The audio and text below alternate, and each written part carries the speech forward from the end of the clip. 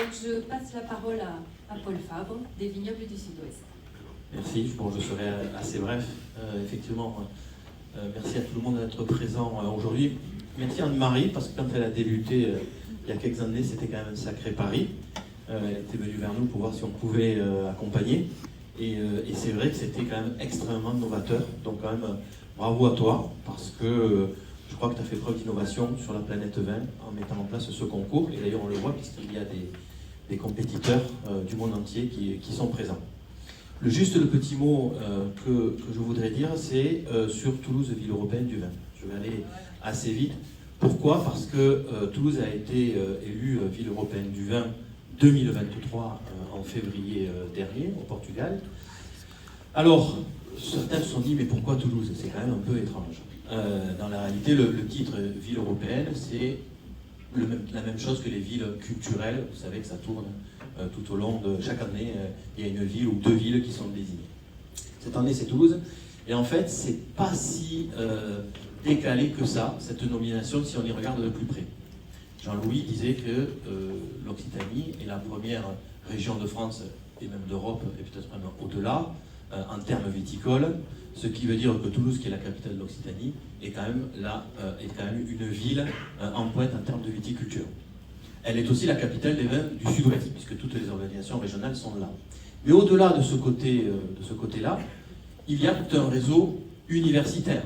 Il y a l'ENSAT, il y a Purpan, il y a le DNO, il y a Toulouse Business School, il y a plusieurs écoles de sommellerie, et donc on s'aperçoit qu'il y a, et j'en oublie probablement, puisqu'il y a même l'école doctorale à Jean Jaurès qui travaille sur des problématiques viticoles, donc on s'aperçoit qu'il y a un réel tissu universitaire derrière le vin. Et donc cette occasion-là, ce label-là, c'est l'occasion aussi de défendre ce réseau universitaire, et c'est extrêmement important de le faire.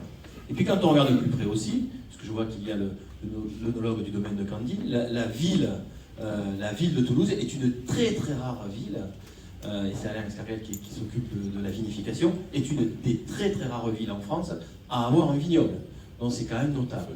Historiquement, Toulouse a été créée par les Romains pour le commerce du vin, justement, c'était l'objet premier, etc., etc.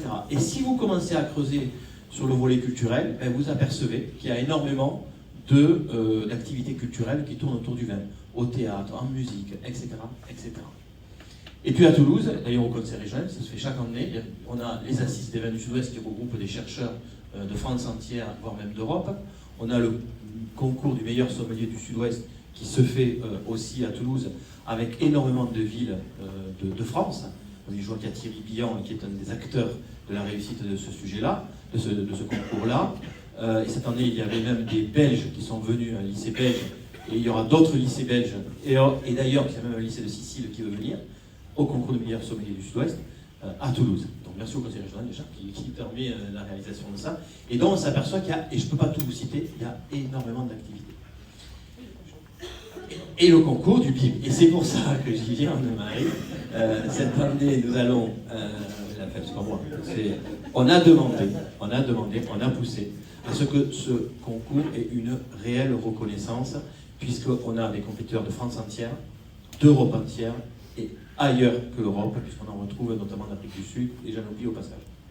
Donc, on en a fait la demande, et cette année, il y aura un prix spécial de la ville de Toulouse pour... alors là, je laisserai Anne-Marie après fixer les règles, mais la ville de Toulouse décernera un prix spécial pour certains compétiteurs européens, principalement, pour mettre justement en lumière ce concours, et on fera tout pour accentuer la visibilité de ce concours à l'échelle internationale. Voilà. Merci à tous et bonne journée.